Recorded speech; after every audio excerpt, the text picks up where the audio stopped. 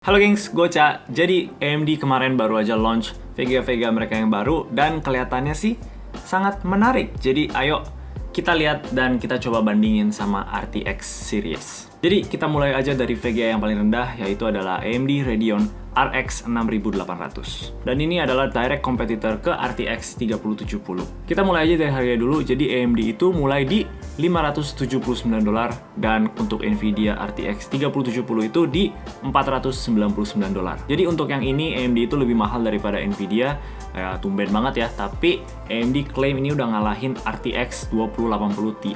Nah, menurut benchmark RTX 37 kemarin ini yang udah di cover oleh Linus, Bitwit atau enggak Dev2D, itu hasilnya setara sama RTX 3080 Ti.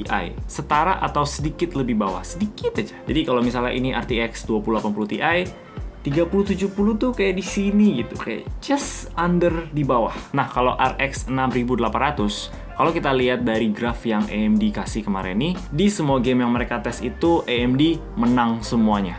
Dan menangnya tuh lumayan tinggi. Jadi kalau RX 6800 itu lebih kuat daripada 2080 Ti, berarti ini juga bakal lebih kuat daripada RTX 3070 dengan harga $80 lebih mahal. Ini ya lumayan impresif sih menurut gua. Dan kalau AMD bisa kasih supply yang banyak pas launch day-nya itu, menurut gua sih bakal banyak customer yang mulai pindah ke AMD daripada ke Nvidia. Karena kita tahu sendiri kayak RTX 3080 dan juga 3090 kemarin nih, pas launch day-nya itu parah banget gitu. Semua stok habis. Orang padahal udah standby ngantri untuk beli. 1 detik kemudian tuh sold out semuanya. Dan hampir semuanya itu bot yang beli untuk di resell lagi dengan harga yang nggak kira-kira gitu. Jadi kalau kita coba lihat di eBay sekarang, hampir 2-3 kali lipat lah. Jadi ya gila banget sih. Jadi menurut gua untuk AMD menangin hati customer itu mesti punya supply yang banyak pas launch day. Next itu adalah Radeon RX 6800 XT yang direct kompetitornya itu ke RTX 3080. Jadi kayak biasa AMD varian yang XT itu adalah varian yang lebih jago lagi, lebih kuat. Jadi perbedaan 6800 XT dengan 6800 doang itu adalah dia punya boost clock yang lebih tinggi. Sekarang udah mencapai 2015 MHz, which is lumayan impresif sih. Setahu gua RTX 3080 tuh sempet nggak stabil dan ada crash sana sini pas orang-orang coba untuk push lagi sampai ke 2000 MHz. Jadi the fact that ini udah 2000 MHz dari sananya itu mantap. Jadi untuk harganya ini tuh $50 lebih murah daripada RTX 3080 dan juga untuk memorinya dia punya lebih di 16 GB dan Nvidia itu di 10 GB. Tapi RTX 3080 itu udah pakai GDDR6X which is lebih cepat daripada GDDR6 yang biasa. Dan untuk gaming performance di 4K dan juga 1440p, gamingnya itu ya bisa dibilang mirip-mirip lah sama RTX 3080.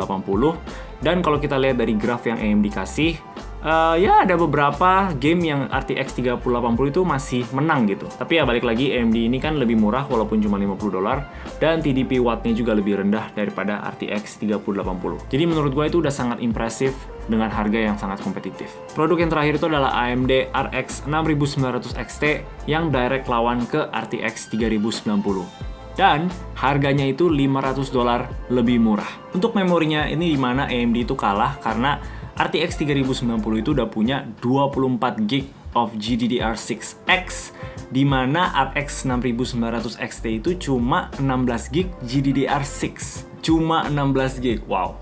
Jadi 16 GB-nya itu masih sama kayak RX 6800 XT.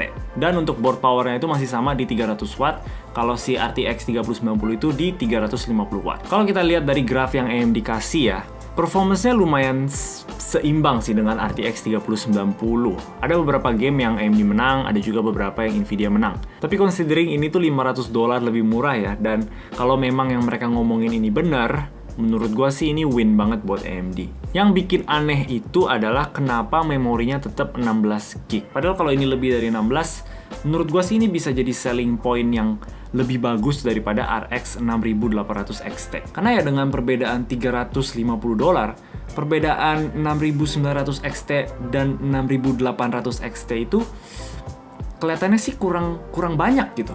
Jadi ya sekarang sih gue liatnya walaupun 6900 XT ini bagus untuk melawan RTX 3090, tapi kurang bagus untuk melawan 6800 XT. Ada juga hal yang mereka ngomongin yang lumayan menarik itu adalah Smart Access Memory dan juga Rage Mode. Jadi inti gampangnya itu adalah kalau CPU AMD yang 5000 series digabung dengan VGA yang 6000 series sekarang, ya itu bakal lebih mantep dalam performance gamingnya. AMD klaim kita bakal bisa lihat up to 13% performance boost kalau kita gabungin mereka berdua. Sekarang semua VGA AMD juga udah ada ray tracing teknologi, jadi bisa support ke game-game yang udah ada ray tracing. Kemarin ini kan ray tracing teknologi masih didominate banget sama marketnya Nvidia, dan walaupun ray tracing itu dalam teori itu keren, bisa bikin gamenya lebih real life dan lebih tajam, tapi Nvidia-nya sendiri aja masih kesusahan untuk keep up sama teknologi tersebut. Kalau kita pengen banget aktifin ray tracing dan main super smooth gitu, kita mau nggak mau harus ambil RTX 2080 Ti, which harganya gak kira-kira. Tapi sekarang dengan RTX 3000 series, itu udah lebih oke. Dan sekarang AMD juga masuk ke ray tracing teknologi, jadi ya lebih enak lah, lebih ada kompetisi biar kedua company tersebut makin maju. Jadi itu adalah announcement dari AMD kemarin, yang jujur aja lumayan seru sih, sekarang jadi lebih sengat gitu kompetisinya. Tapi ada satu hal lain yang gua pengen ngomongin itu adalah AMD cuman ngebahas soal gaming performance, sedangkan Nvidia presentasi mereka kemarin tuh mereka fokus both gaming dan juga content creator. Gue jujur aja nggak terlalu tahu sih, karena gue juga nggak pernah cobain AMD lawan Nvidia gitu. Tapi selama gue ikutin teknologi komputer gitu, hampir semua orang itu selalu rekomen Nvidia kalau kita kerjaannya itu ada sedikit content creator, kayak edit video, 3D rendering, atau enggak 3D modeling, atau mungkin juga streaming. Jadi ini adalah salah satu hal yang kita sebagai customer itu mesti pikirin juga. Jadi apa kerjaan kalian tuh lebih dari gaming doang gitu. Jadi mungkin ada 3D rendering lah, atau edit video. Hal-hal kayak gitu tuh masih lebih bagus pilih Nvidia. Oke, jadi itu aja impression yang super cepat dan singkat mengenai VGA baru yang dari AMD.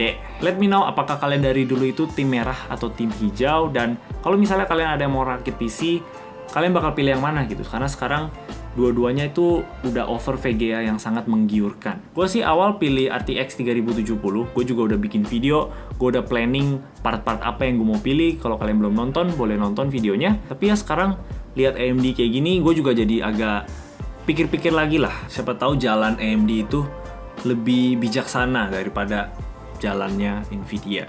Tapi ya of course kita nggak bakal tahu. Kan ada faktor seperti supply dan demand juga, itu yang bisa jadi menghambat kita untuk membeli produknya, karena ya susah banget dicari kan. Mungkin kalian pengen Nvidia tapi ternyata Nvidia selalu nggak ada stok, dan AMD itu selalu ada stok, jadi mau nggak mau pergi ke AMD, atau juga sebaliknya. Tapi ya kita lihat aja gimana. Gue pasti bikin video kok untuk gua ngerakit PC nanti pas barang-barangnya udah ada. Oke, itu aja dari gua. Dan oh my god, kita udah sampai 1000 subscriber kemarin malam. Wow, thank you banget ke orang-orang yang udah subscribe dan selalu like video gua dan juga selalu komen. Gua sangat appreciate. Hal ini bikin gua makin semangat untuk bikin konten. Jadi, thank you. Oke, itu aja dari gua. Kalau kalian suka video ini, boleh kasih like dan juga subscribe. Thank you yang udah nonton.